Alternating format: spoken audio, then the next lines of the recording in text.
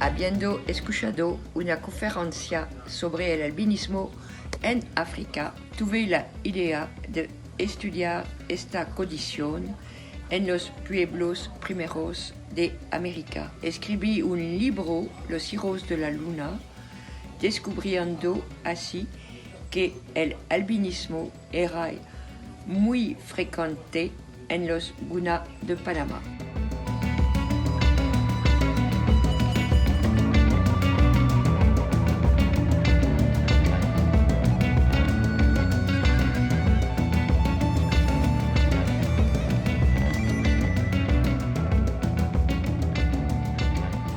Hay un caso de albinismo sobre 160 en los Guna, mientras que hay un caso sobre 15.000 en Europa y uno sobre 1.000 en Mali, en África.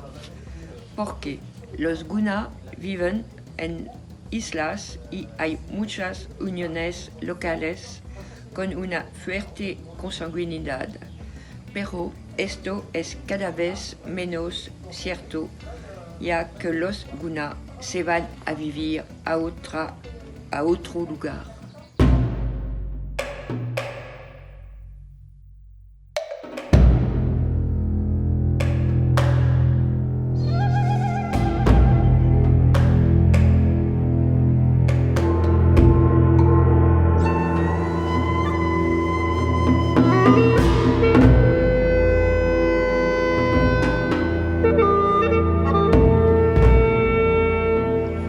La mitología cuenta que los albinos son los únicos que pueden salir durante las eclipses de la luna y con un arco y una flecha pueden matar al monstruo que devora la luna.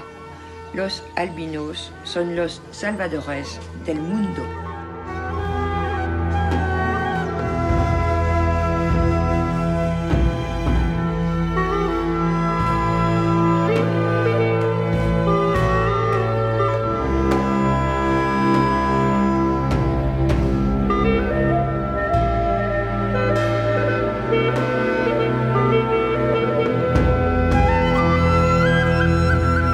Las dificultades fueron numerosas. Al principio, como médica, quería poner en marcha un diagnóstico de las lesiones cancerosas y su prevención. Se necesitaron 4 años para obtener el permiso del Congreso. Venía cada año. Me gustaría dar las gracias al Sagladumat Vivar por su ayuda.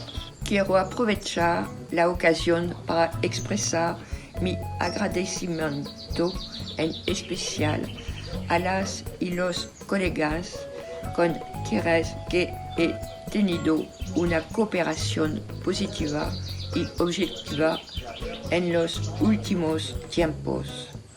Bravo al equipo de SOS Albinos.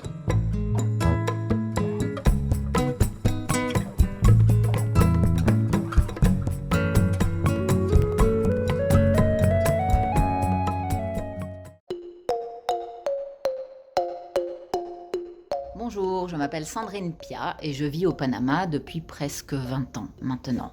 Ce superbe pays d'Amérique centrale est niché entre le Costa Rica et la Colombie et c'est le trait d'union des deux Amériques, un trait d'union qui se matérialise par le fameux canal de Panama dont vous avez sans doute entendu parler.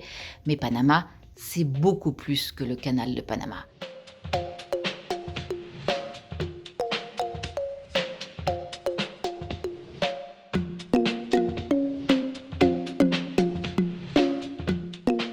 Panama est composé de 10 régions qui totalisent plus de 75 000 km², qui vont du Pacifique aux Caraïbes avec des paysages de cartes postales, avec des îles et des plages de sable blanc ou brun, avec des eaux turquoises et des palmiers.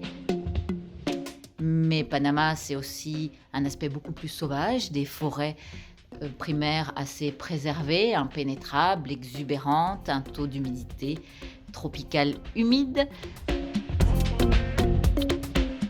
Pour Pour la végétation, au niveau des forêts, dès qu'on va aller un peu en hauteur, on va se retrouver dans des ambiances parfois féeriques avec ces fameuses forêts des nuages, comme on peut trouver dans les régions de Chiriquí par exemple, où on va atteindre des sommets avec des altitudes allant à plus de 3400 mètres d'altitude. C'est le cas du fameux volcan Barú, qui est un volcan éteint, qui s'élève à 3475 mètres de hauteur. Et dans ces régions, on va avoir une multitude de faune et de flore à observer, mais notons en particulier le fameux oiseau quetzal, cet oiseau emblématique que l'on peut retrouver là-bas. De la même façon que si on fait un grand saut à l'autre bout du pays, dans la superbe forêt du Darien, au sommet des arbres quipo, ce type de baobab, on peut tout à fait trouver l'aigle national, l'aigle harpie, qui est un très grand rapace, un des aigles les plus grands au monde. Panama est un pays très très riche en faune et en flore, mais l'autre grande richesse du pays, c'est sa population.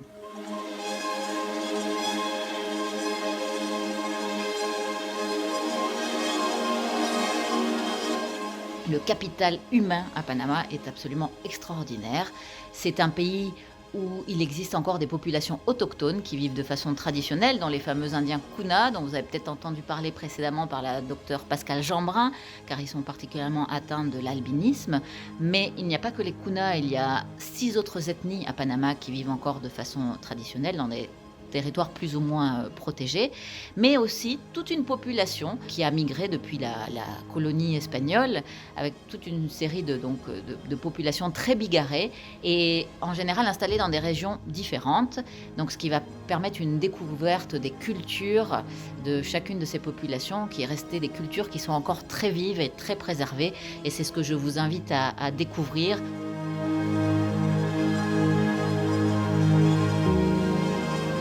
Tout ça pour vous donner un avant-goût du Panama et puis sortir un petit peu de cette situation dans laquelle nous nous trouvons avec la pandémie, où nous avons tous besoin de prendre l'air, de renouer avec le voyage, mais un voyage durable, j'espère, un voyage réfléchi pour aller à la rencontre de l'autre et des autres cultures et des superbes paysages de nature que peut nous offrir un pays comme le Panama. Je vous souhaite un très bon voyage. À bientôt.